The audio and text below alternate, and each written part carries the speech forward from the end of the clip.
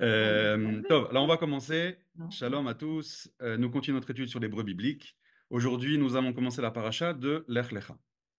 Nous avons expliqué la dernière fois une clé très importante pour la compréhension de l'hébreu biblique.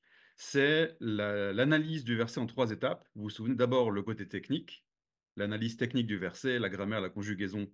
La deuxième étape, c'est se poser des questions. Qu'est-ce qui nous paraît étrange? Qu'est-ce qui nous paraît... Voilà.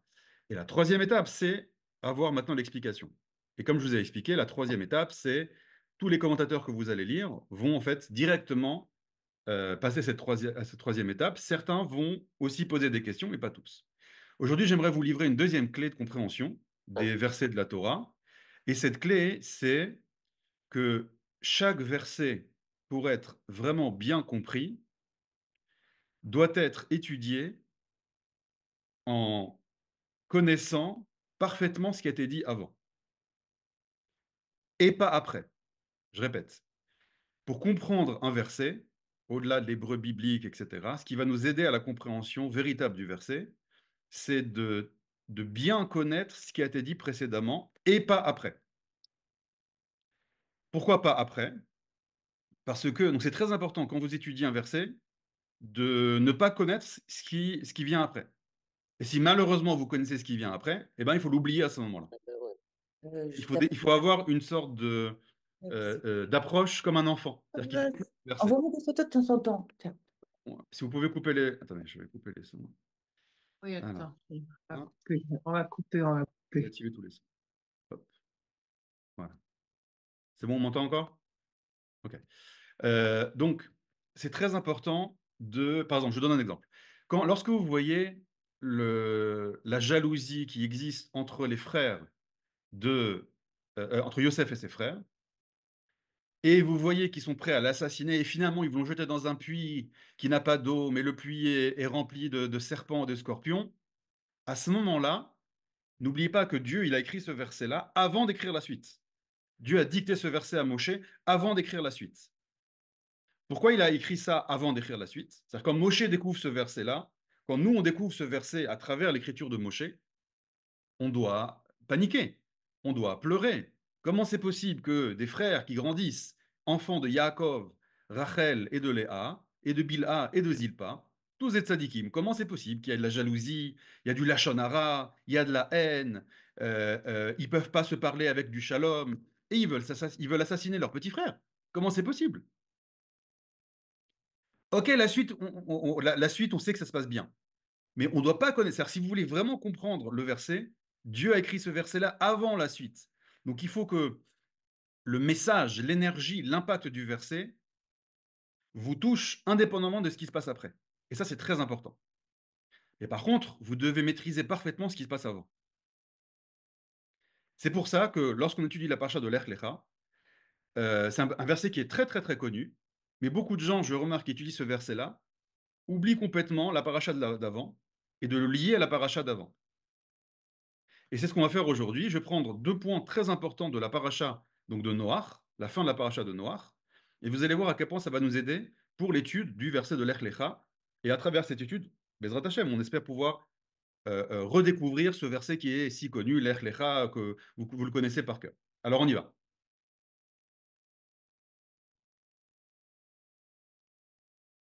Alors voilà. Avant de commencer l'Ech Lecha, on va s'attarder sur quelques versets de la paracha de Noach. Alors, les versets de la paracha de Noach, je vais juste les lire et les traduire. D'accord, on ne va pas les expliquer. On va juste récolter des informations qui sont très importantes pour l'étude de l'Ech Lecha. On y va.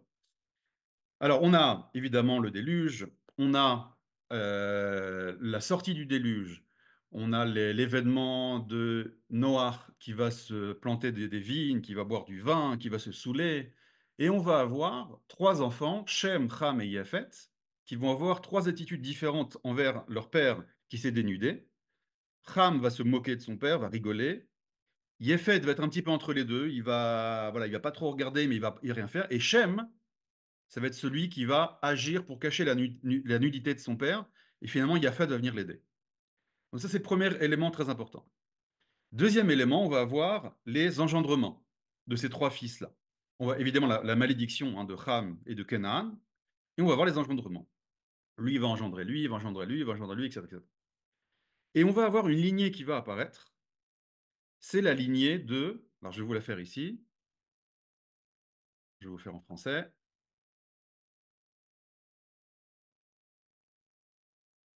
Donc, on a... C'est comme ça.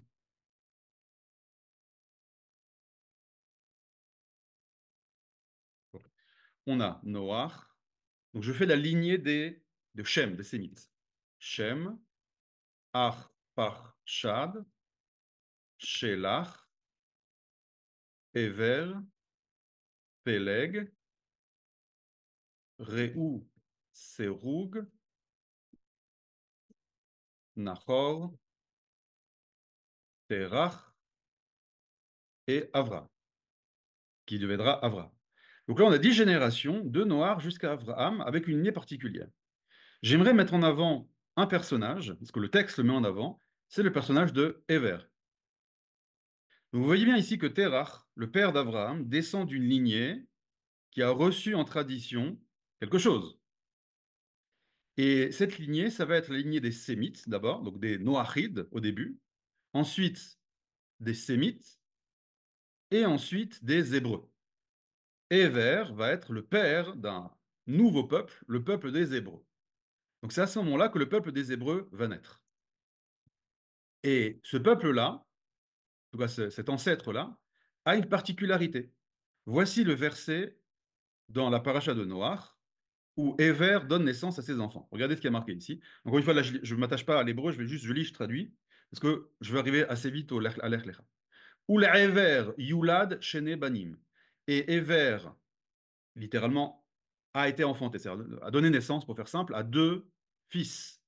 Shem ha'echad, le nom du un, et pas marqué Shem ha'rishon, pas le nom du premier, le nom du un, de l'unique, on pourrait traduire, Peleg. Et là, il y a une explication. Ça veut dire que si vous lisez les engendrements, il n'y a pas à chaque fois des explications. Pourquoi il s'appelle comme ça? Là, il y a marqué pourquoi il s'appelle Peleg. Donc pourquoi Ever a nommé son fils Peleg?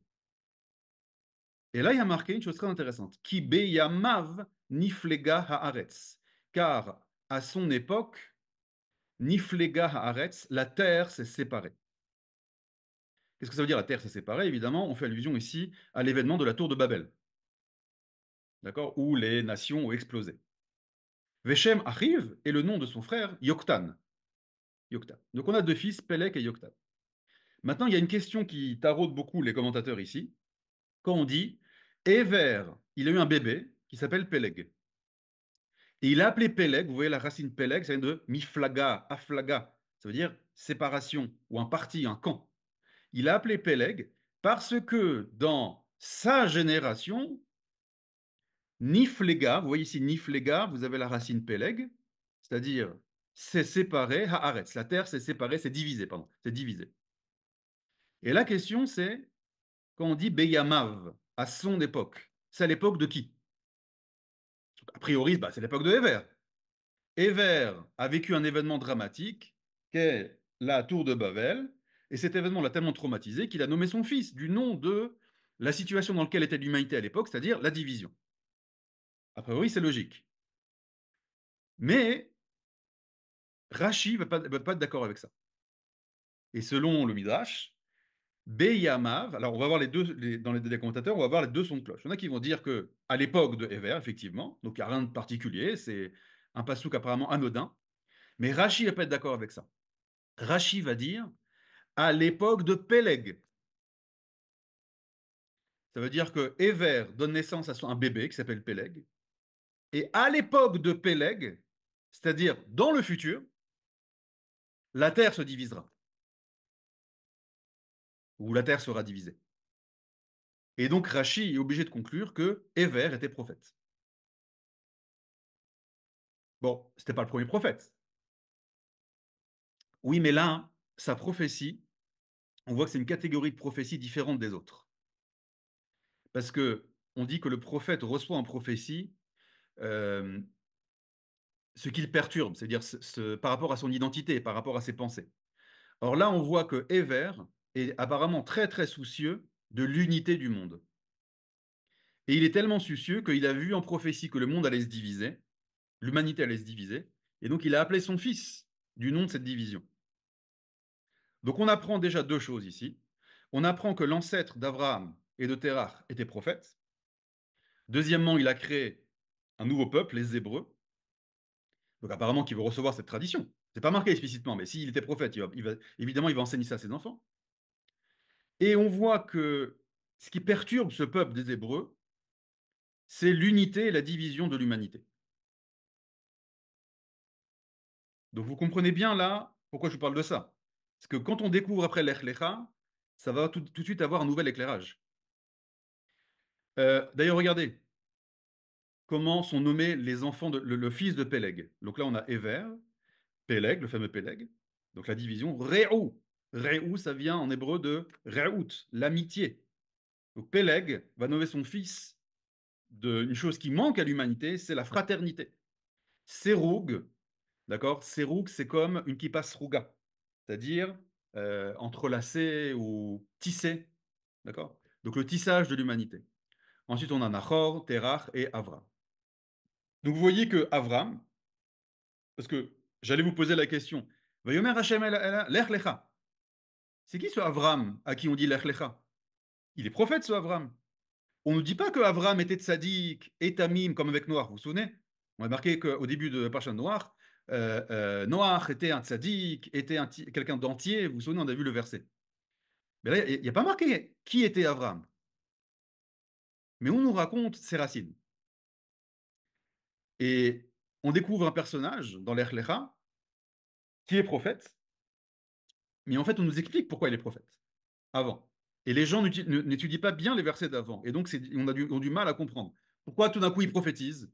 C'est qui ce Abraham? Vous savez, pour être prophète, c'est pas évident du tout. Il y a tout un parcours initiatique, il faut une grandeur d'âme à plusieurs niveaux. D'où il a reçu cette tradition-là? Ben voilà, de Ever. Donc on a une famille qui va devenir une nation, enfin un peuple en tout cas, un peuple. Ever, Peleg, Réou, Serug, Nachor, Terach, le père de Abraham, reçoit cette tradition-là, d'accord? Et ensuite, on a Abraham. Je continue. Vaïchi, donc j'ai sauté quelques versets, et là on est vraiment à la fin de la paracha de Noach. Et on découvre Terach, donc le descendant des Hébreux ici. Vaïchi, Terach, d'ailleurs, excusez-moi, mais les Hébreux, si c'est un peuple, ils ont une terre. Et quelle est la terre de ces Hébreux? C'est la terre d'Israël. Il y a une terre qui s'appelle la terre des Hébreux, et c'est la terre d'Israël, et ça c'est dit explicitement dans Rashi au début de la paracha. D'accord? Il prouve ça des versets. Je vous montrerai dans les versets comment il prouve ça. Donc, on a un peuple d'Hébreux. On voit qu'ils ont une qualité prophétique. D'ailleurs, de qui Éver a reçu sa capacité à prophétiser? De qui il a reçu ces secrets-là? De son père, Shelach, qui a reçu de Arparchad, qui a reçu de Shem, qui a reçu de Noach, qui lui-même a reçu de tradition jusqu'à Adam.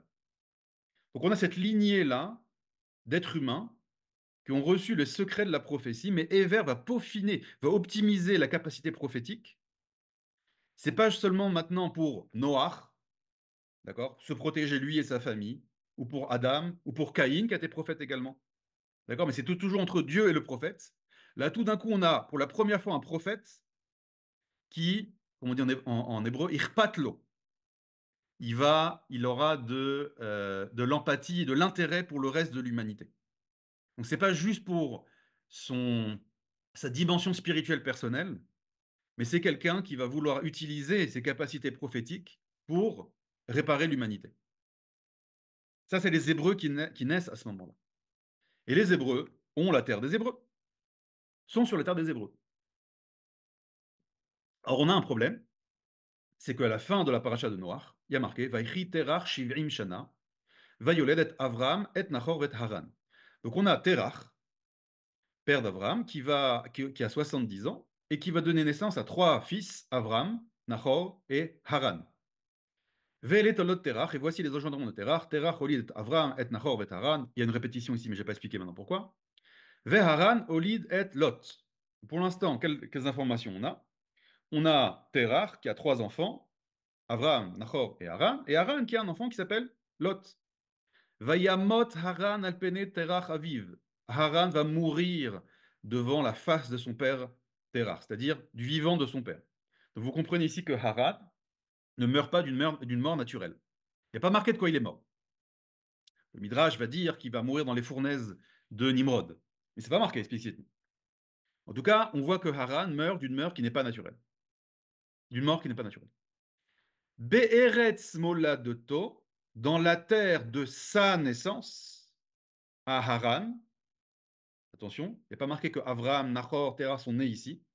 Il y a marqué que Haran, le petit, est né à Ur-Kasdim. Donc, qu'est-ce qu'on a comme information pour l'instant? Je voulais marquer quelque part ça. Où est-ce que c'est? Voilà, ici. Donc, on a Terach. Bon. Je vais juste lire la suite, après, ça c'est un petit récapitulatif. Je continue. Vayikach Avram, Venachor lahem nashim. Donc Avram et Nachor, les deux fils qui restent, parce que Haran est mort, vont se marier, vont prendre deux femmes. Shem Eshet Avram, la femme, le nom de la femme d'Avram est Sarai, Veshet Eshem Nachor Milka. Et le nom de la femme de Nachor s'appelle Milka. Et c'est qui cette Milka? Bat Haran, c'est la fille de Haran. Avi Milka, le père de Milka, Ve'avi Iska, et le père de Iska. Voilà, le petit tableau récapitulatif. Donc nous avons Terach. Terach, qui a trois enfants, Avram, Nachor et Haran. Haran va mourir à Ur-Kasdim, on ne sait pas de quoi il est mort. Et nous avons Haran a trois enfants, Lot, Milka et Yiska. Alors j'ai triché un petit peu ici, je vous ai dit que Yiska c'est Sarai, que Rachid dit ça. Mais ce n'est pas marqué dans le texte. Il y a des commentateurs qui vont dire qu'il y a deux femmes. Il y a une femme qui s'appelle Yiska et une femme qui s'appelle Sarai. Rachid dit non, non, Sarai c'est Yiska. Donc on va prendre selon Rachid. Donc Avram va se marier avec la fille de son frère, Yiska, qui est Sarai, donc sa nièce, et Nahor va se marier avec la fille de son frère, Milka. Voilà. Donc là, on a une famille d'Hébreux. On ne sait pas pourquoi ils sont à Ur-Kasdim. Ils devraient être sur la terre des Hébreux. Et je vous ai dit que la terre des Hébreux, c'est la terre d'Israël. Qu'est-ce qu'ils fichent à Ur-Kasdim, en terre de Nimrod, en Irak, là-bas? Qu'est-ce qu'ils fichent là-bas? Et on continue l'histoire. Et tout d'un coup, Vatehi Sarai Akara, donc on précise que Sarai était stérile, elle la valade, elle n'a pas de fœtus, d'enfant. Et tout d'un coup, il y a un truc que beaucoup de gens oublient. Vaïkar, vous vous souvenez le Midrash?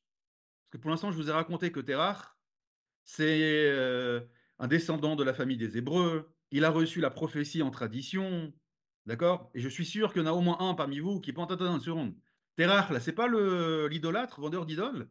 L'histoire avec Abraham, etc. Donc, est-ce que tu me racontes, Nathaniel, que c'est, on dirait, le grand sadique qui a reçu la prophétie, etc., etc. Alors, regardez l'idolâtre, ce qu'il fait. Vaïkar Terach et Avram Beno.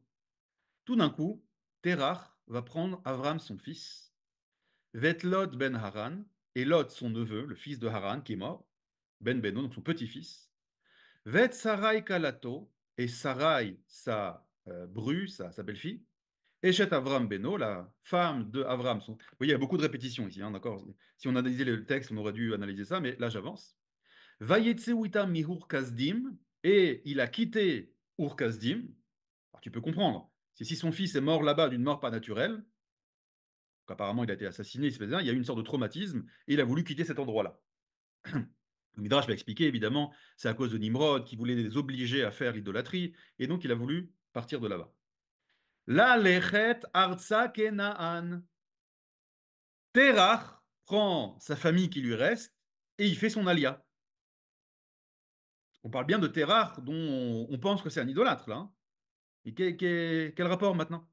Donc là, d'ailleurs, c'est une des preuves qu'il revient sur sa terre. Il revient sur la terre de ses ancêtres, qui est la terre des Hébreux et qui est devenue la terre de Canaan. Comme va le dire Rashi, je vous ai amené ici, voilà. Dans la paracha de Lech Lecha, quand Avram arrive en Israël, dans la terre de Canaan, va Ya'avor Avram, va Ya'avor Avram ba'aretz, Abraham arrive, directement va traverser dans la terre, ad mekom Shechem, jusqu'à l'endroit de Shrem, là juste à côté de chez moi, là je vois Shrem de chez moi, ad Elon Moré, jusqu'à Elon Moré, et regardez ça, vea Kenaani az ba'aretz. Et le Cananéen était à ce moment-là sur la terre. Et Rashi va dire, attends, je comprends pas, ça s'appelle la terre de Canaan. A priori, c'est la terre de Canaan. Pourquoi tu me dis, et le Cananéen était à ce moment-là sur la terre?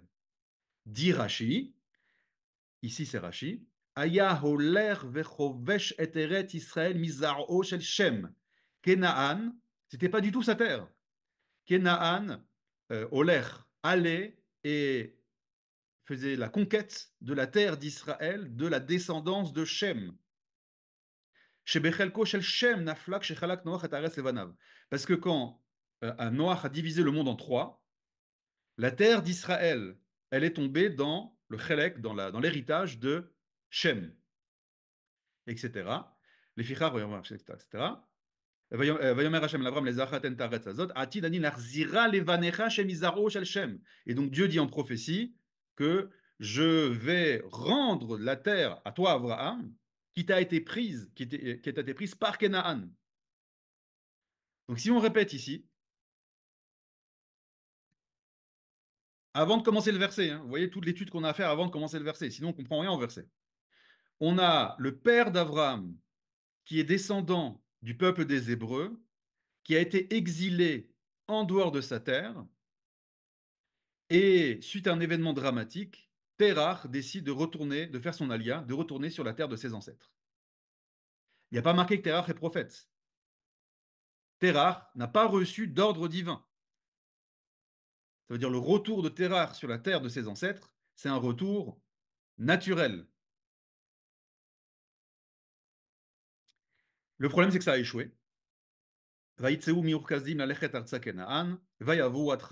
sont arrivés jusqu'à Haran. En chemin, ils se sont arrêtés sur la terre de Haran. Ils se sont installés là-bas. Les jours de Terach étaient de 205 ans. Vayamot Terach Becharan, et Terach meurt là-bas. Donc on a un projet d'Alia qui a été malheureusement qui a échoué. Et donc comprenez bien le contexte dans lequel Abraham va recevoir sa prophétie. C'est-à-dire qu'on a ici, on avait le dernier des Mohicans, là on a les derniers des Hébreux qui d'un sorte d'élan euh, nationaliste, je vais dire, d'élan de languissement de leur terre, retournent sur leur terre et malheureusement s'arrêtent en chemin. Dans ce contexte-là, Vayomer Adonai l'Avram lechlecha. Vous comprenez, c'est pas du tout la même chose. Maintenant, c'est comme un cheveu sous la soupe. Avram, il a Haran, tout d'un coup, lechlecha, bon, ok. Non, non, pas du tout. Ici, il y a tout un contexte dans lequel Avram reçoit sa prophétie-là. Donc, je m'arrête 2 minutes, il y a beaucoup de choses dans le chat. Donc là, c'est juste le contexte du verset. Alors. Raph, s'il vous plaît, pourquoi c'est Allez-y, un allez-y, échec l'Alia? comment? Pourquoi est-ce un échec l'Alia? Je comprends pas. Ah, parce qu'il y a marqué que le projet était Terah prend sa famille, Vayetsu itam Ur-Kasdim, la lechet artsa Kenaan. Donc le projet c'est de quitter Ur-Kasdim pour aller en terre de Kenaan. Vayavou Haran, ils sont arrivés jusqu'à Haran. Haran c'est pas Kenaan. Vayeshvu Sham. Et ils se sont installés à Haran et après ils meurent à Haran. Donc en fait, pourquoi le projet a échoué? Parce que il n'est pas arrivé en Israël, en terre de Canaan. Merci. Avec plaisir. Est-ce qu'il y a des questions sur ce que j'ai dit avant qu'on commence le verset? Alors, attendez. Bonjour Raph, comment continue toujours respecter? Chronologie. Ken. En Mugdam Umecha Batorah. Quelqu'un pose la question, il n'y a pas forcément de chronologie dans la Torah. Oui, il n'y a pas forcément de chronologie dans la Torah. Et donc, si Dieu t'écrit, je vous donne un exemple, regardez. La paracha de Korach, elle est après la paracha de Yitro. Et chez les sages, il y a un débat, est-ce que cette paracha est écrite chronologiquement? Vous savez quoi, non, je vais prendre un autre exemple encore plus simple. Si on prend Bereshit, qu'est-ce qui est marqué là-bas? Il y a marqué création du monde, création de l'homme, faute de l'homme, expulsion du jardin d'Éden et le rapport intime entre Adam et Chava qui donne naissance à leurs enfants.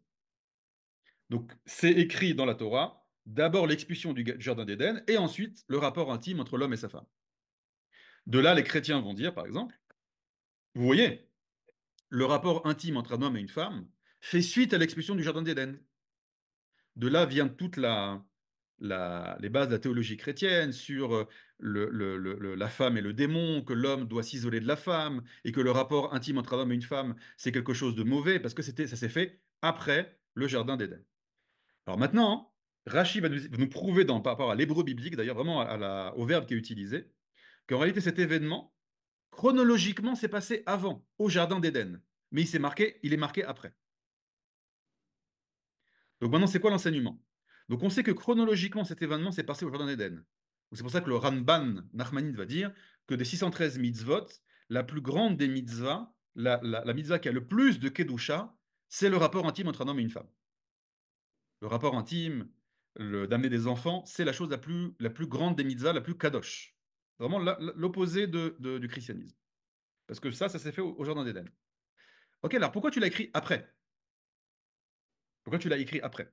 Ça veut dire, si un événement s'est passé chronologiquement avant ou après, mais il faut comprendre pourquoi Dieu l'écrit de manière non chronologique. Il y a aussi un enseignement dans ça.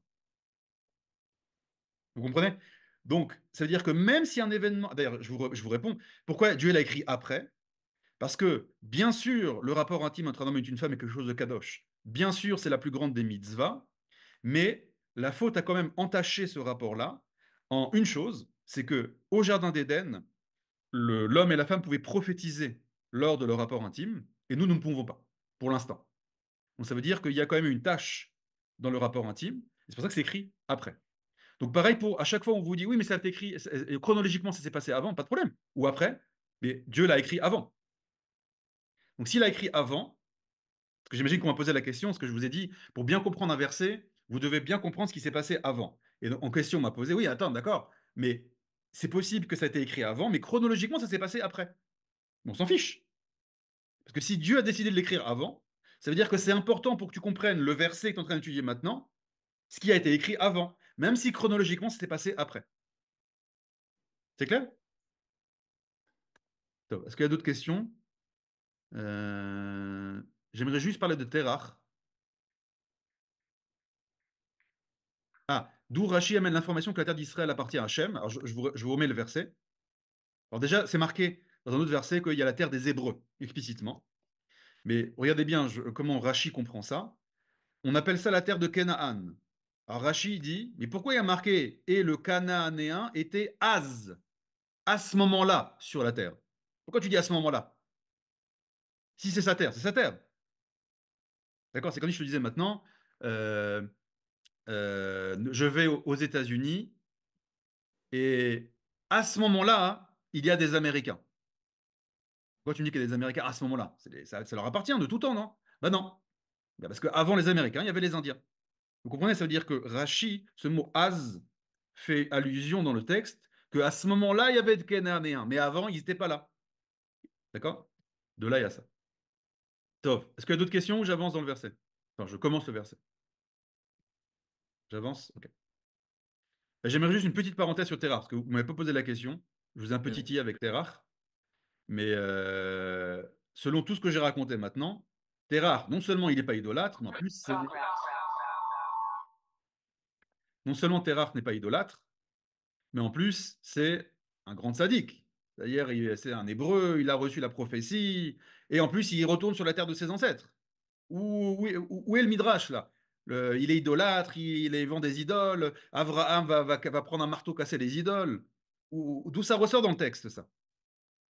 Alors en fait, Manitou expliquait ça très bien, que Terach n'était pas du tout idolâtre.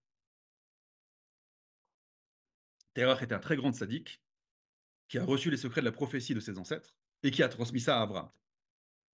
Alors, c'est quoi ce midrash qui dit qu'il vendait des idoles? Alors, Manitou expliquait ça très bien, le Rav Cherki répète ça aussi beaucoup. C'est quoi un magasin d'idoles? Il n'est pas marqué qu'il était idolâtre.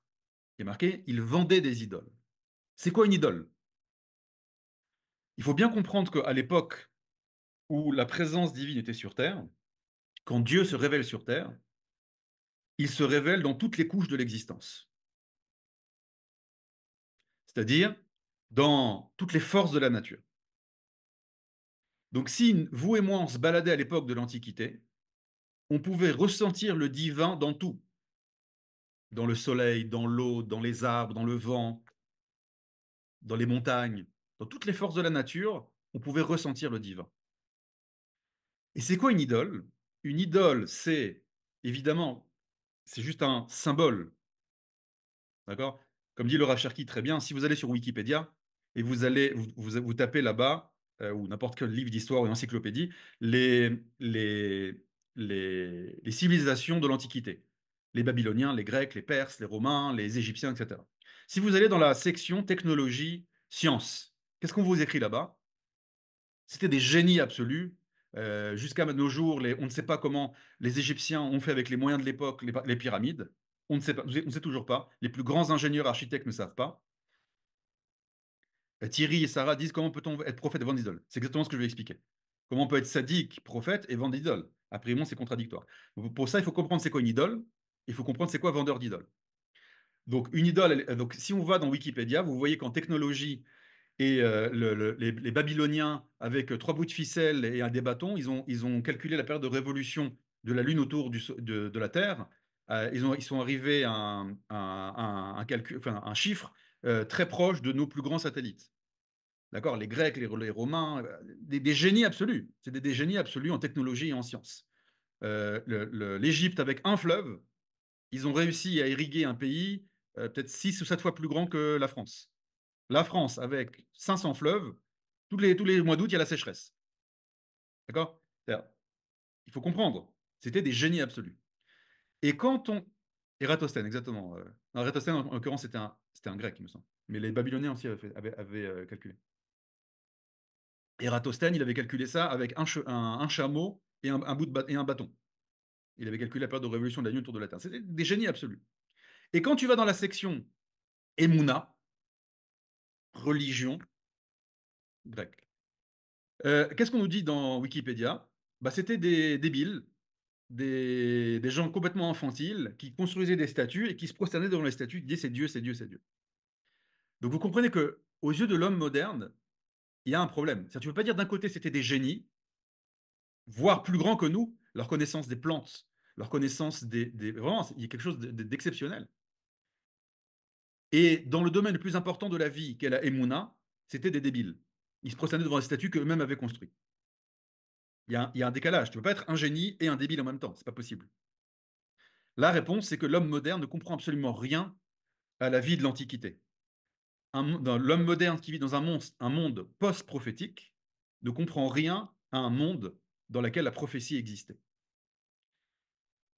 Dans un monde où la prophétie existe, c'est-à-dire qu'il y a le dévoilement de Dieu, Dieu se révèle dans toutes les couches de la réalité.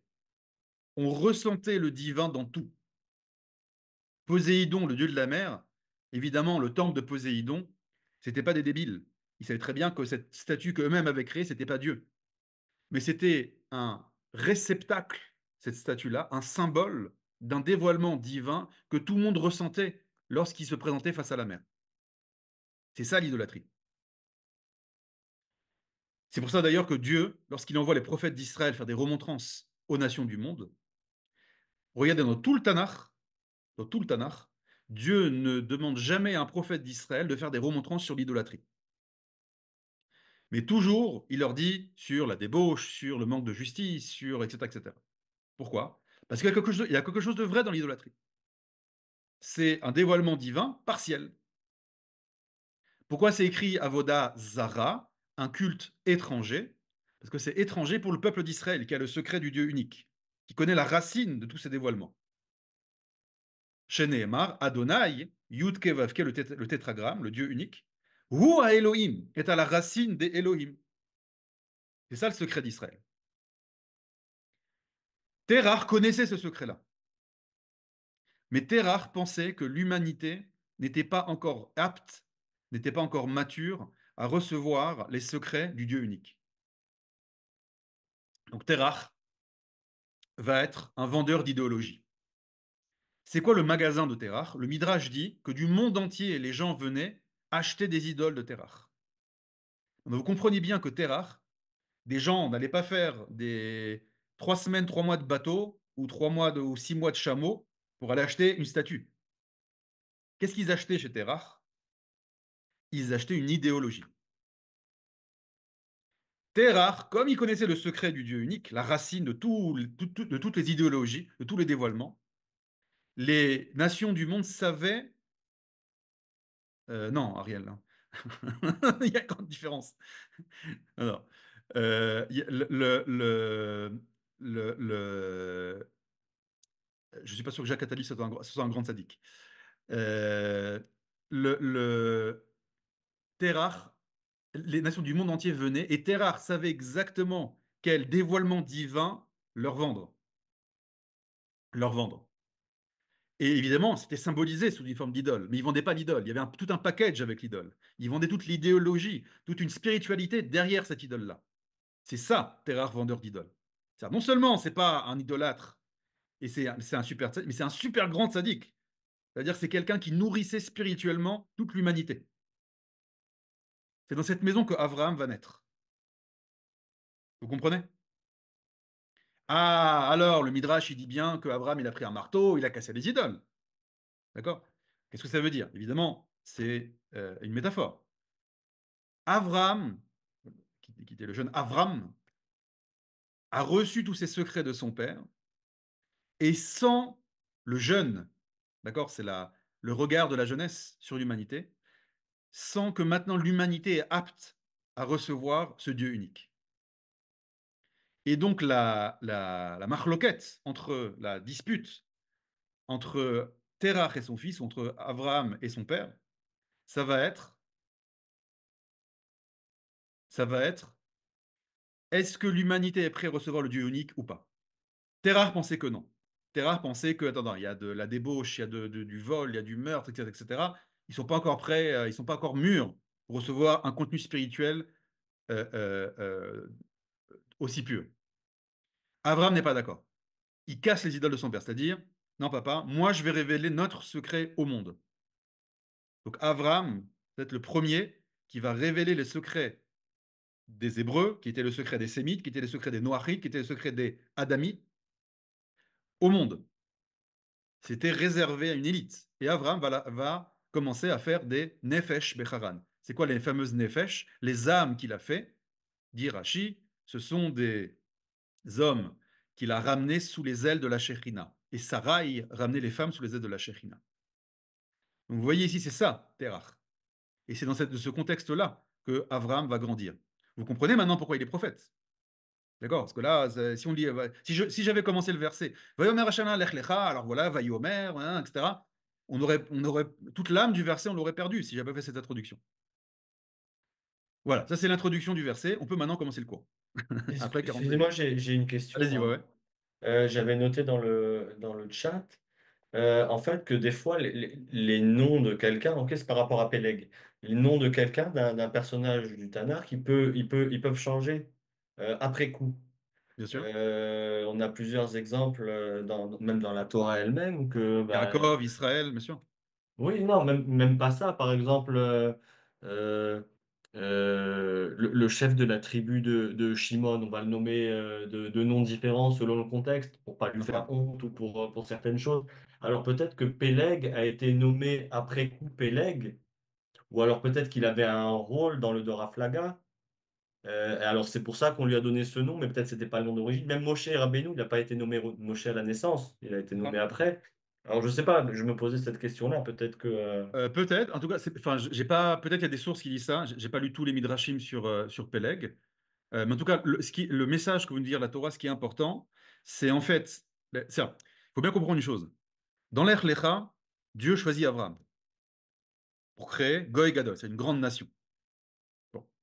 C'est-à-dire que Dieu a un projet avec Abraham et sa descendance de créer une nation pour, faire simple, éclairer l'humanité, pour réparer l'humanité, etc. Pourquoi Abraham a été choisi? C'est pas marqué. Il n'y a pas marqué Abraham, Ish, Tzadik, Vetamim. Il n'y a pas marqué. Parce qu'en fait, pourquoi on ne marque pas? On va découvrir plus tard qui est Abraham. On va voir en fait à travers ses actes qu'en fait c'est un personnage extraordinaire, évidemment. Et pourquoi Dieu ne le marque pas?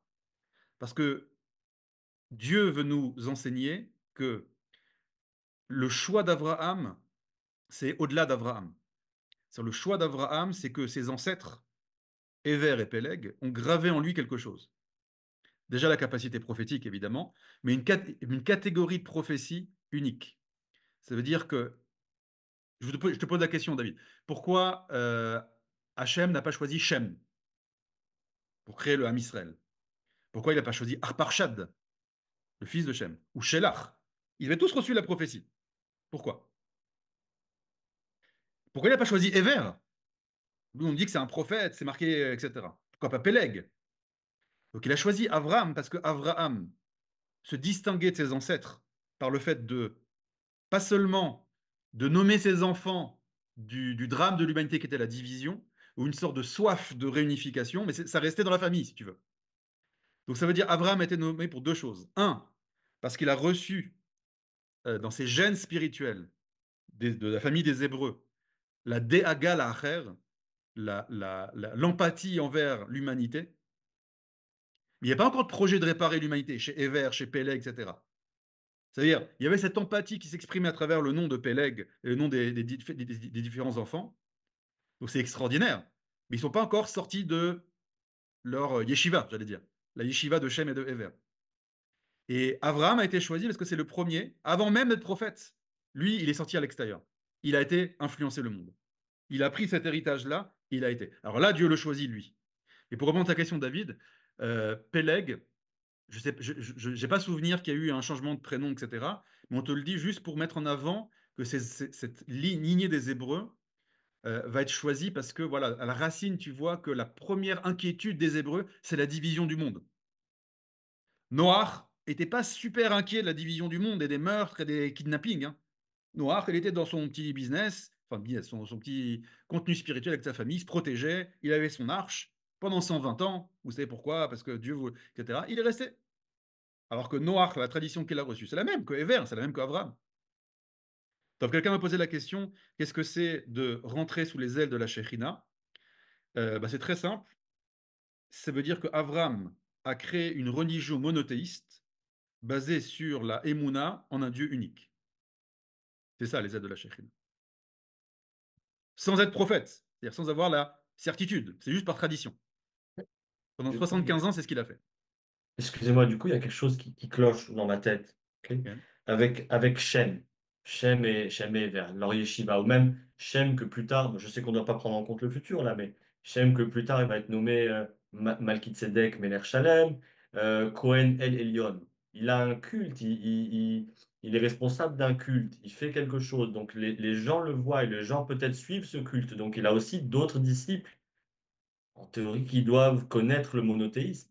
Alors, c'est intéressant ce que tu dis parce que, alors déjà, au niveau chronologique, c'est compliqué de dire ça. Tu as raison qu'il y a un des avis qui dit ça, mais là, il y a quand même beaucoup d'années qui se passent entre Shem et Malkitzedek. Alors, on peut dire qu'il a eu une très, très, très longue vie, mais si tu vois dans les calculs, ça marche pas trop.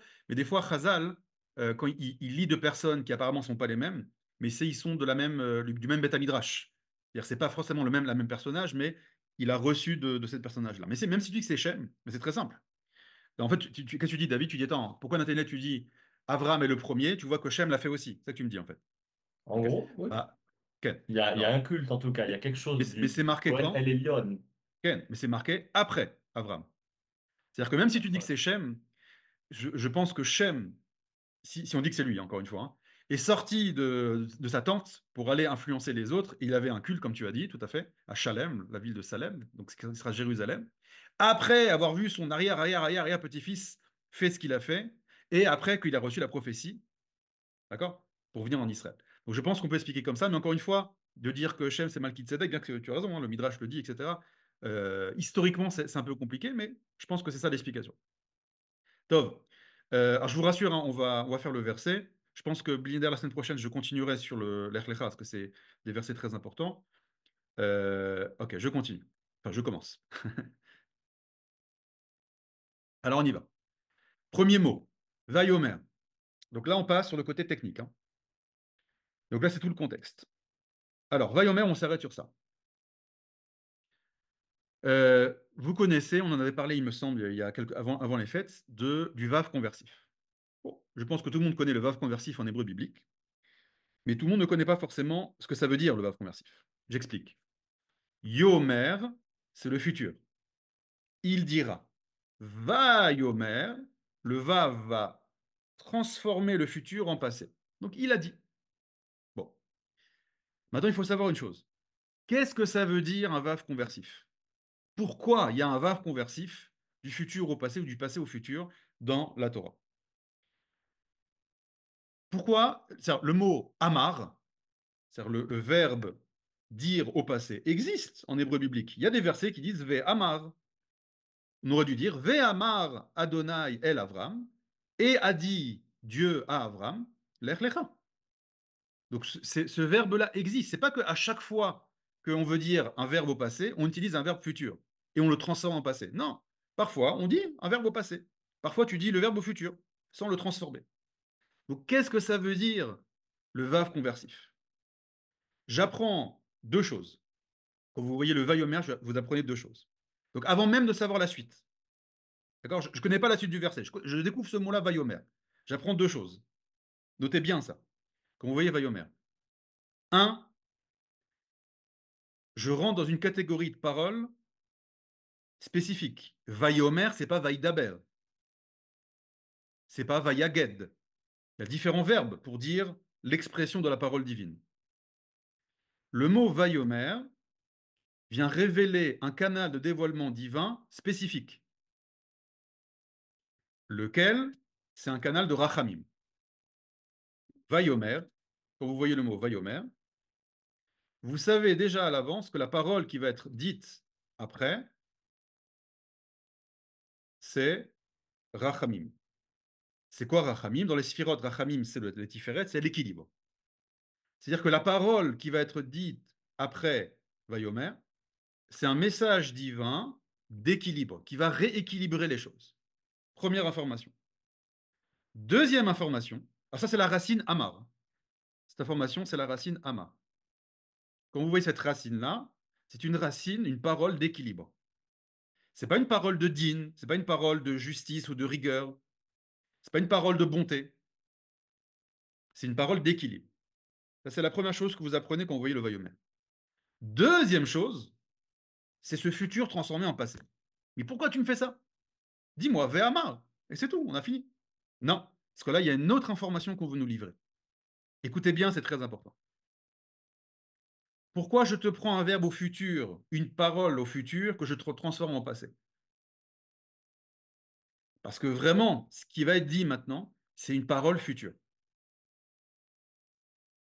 C'est-à-dire la parole ici du nom de Havaya qui va se révéler à Abraham à ce moment-là, ce n'est pas une parole liée au présent d'Abraham. C'est une parole liée à une dimension future.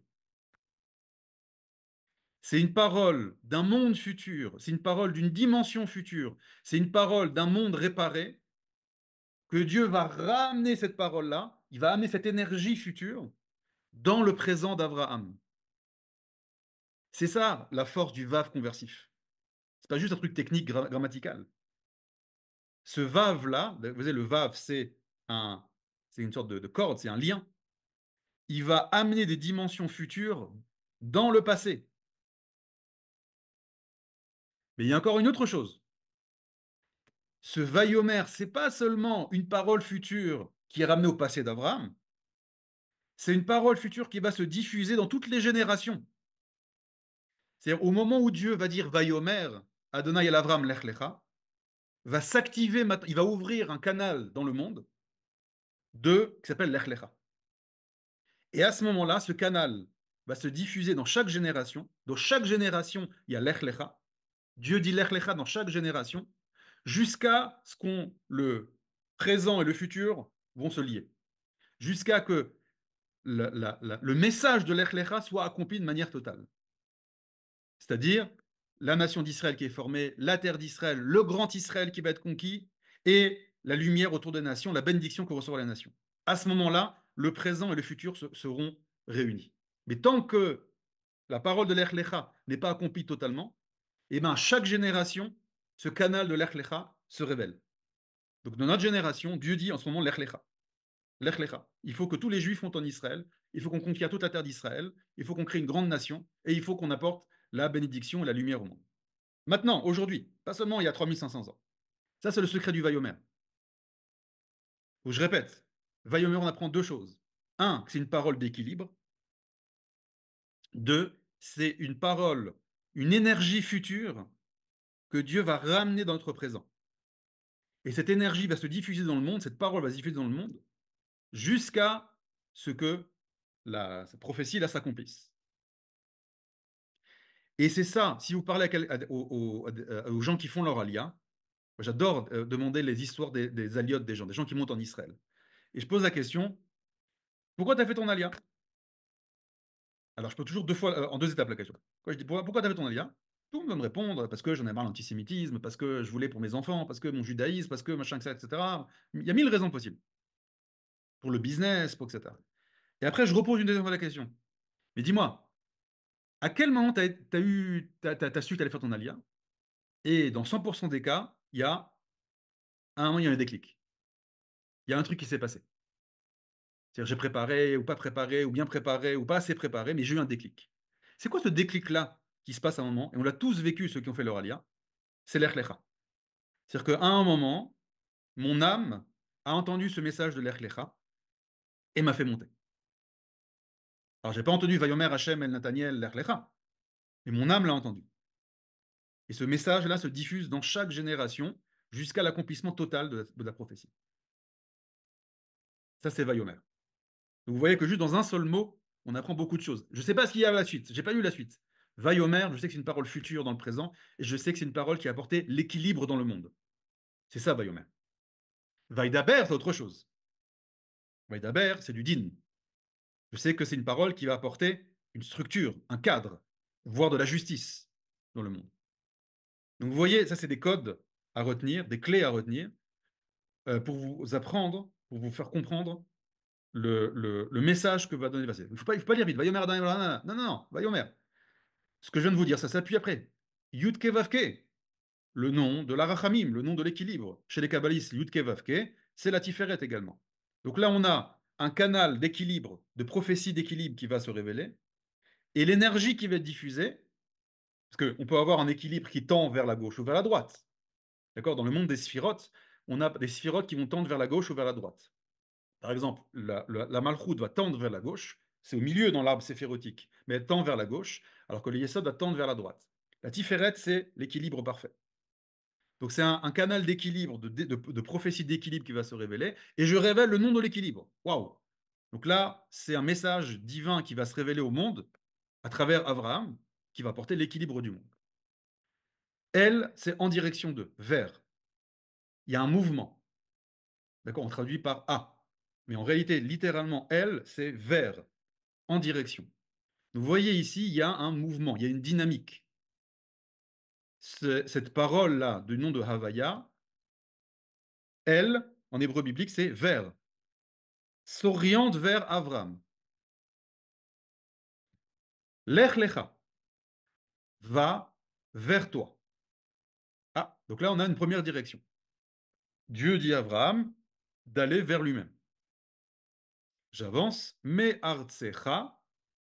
Vous vous souvenez du même en préfixe en provenance de, et le cha à la fin, c'est le pronom possessif, l'adjectif possessif, le tien. Donc, me artsecha, de ta terre, ou mi molatecha, du lieu de ta naissance, ou mi bet avicha, de la maison de ton père. Donc là, j'ai une destination, et j'ai trois dimensions que Abraham doit quitter. Sa terre, le lieu de sa naissance, la maison de son père. Elle, j'ai une deuxième direction maintenant. Haaretz, vers la terre. Asher ar eka. Alors, ce mot ar eka, très problématique. La vraie traduction du mot ar eka, c'est pas que je te montrerai, parce qu'on aurait dû dire ar echa. D'accord? C'est le verbe leharot. On dit leharot lecha. Ani mar'e lecha. Et si on condense ar echa. Alors là, il n'y a pas marqué ar echa, il y a marqué ar eka. Et donc, c'est quoi la bonne traduction du mot ar eka? C'est vers la terre que Donc là, je suis désolé, c'est difficile à traduire en français, donc je vais ajouter plein de mots pour bien comprendre. Que là-bas, dans cette terre-là, je te montrerai, toi, Abraham, aux yeux des autres. Je répète, le mot Ar-Eka, littéralement, c'est ça. Je vous mets en hébreu. C'est Ar-E Otra le Enei Acherim. C'est pas je te la montrerai la terre, c'est je te montrerai toi, Abraham, aux yeux des autres, sous-entendu. C'est ça la bonne traduction de Ar-Eka grammaticalement. Je répète, Vayomer. Donc si vous voulez la bonne traduction ici du verset, Vayomer. Donc a dit. On a dit c'est de la Rachamim. Plus parole future.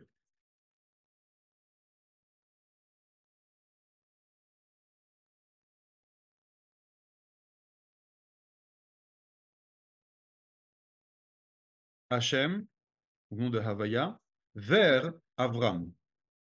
Qu'est-ce qu'il lui dit? Va vers toi. Ensuite, tu lui dis, tu quittes 3 dimensions de ta terre, du lieu, sous-entendu, il n'y a pas marqué le lieu, hein, c'est sous-entendu, de ta naissance et de la maison de ton père. Enfin, je vais m'arrêter là parce qu'il est déjà heureux. Et troisième chose, vers la terre que, sous-entendu, là-bas, je te montrerai. Je te montrerai, sous-entendu, toi, Avram, aux yeux des... Voilà. Là, c'est la bonne traduction du verset de l'Echlecha. Je m'arrête là. La semaine prochaine, Blieder, on continue ce verset-là. D'accord? Et vous voyez ici, maintenant, qu'il y a plein de questions qui s'ouvrent à nous. Alors, je suis désolé, peut-être qu'il y avait des questions. David m'a dit de finir vraiment. Alors, s'il vous plaît, ceux qui avaient des questions, notez toutes vos questions maintenant, pour ne pas les oublier. La semaine prochaine, si vous voulez, je commencerai par des questions déjà, sur ce qu'on a vu, et après, on avancera. Voilà, il y a des gens qui travaillent, donc je dois m'arrêter tout de suite. Je vous dis Toda Rabba, et on continue la semaine prochaine. תודה. תודה רבה. תודה רבה. תודה רבה. Shalom. תודה רבה. Shalom, להתראות.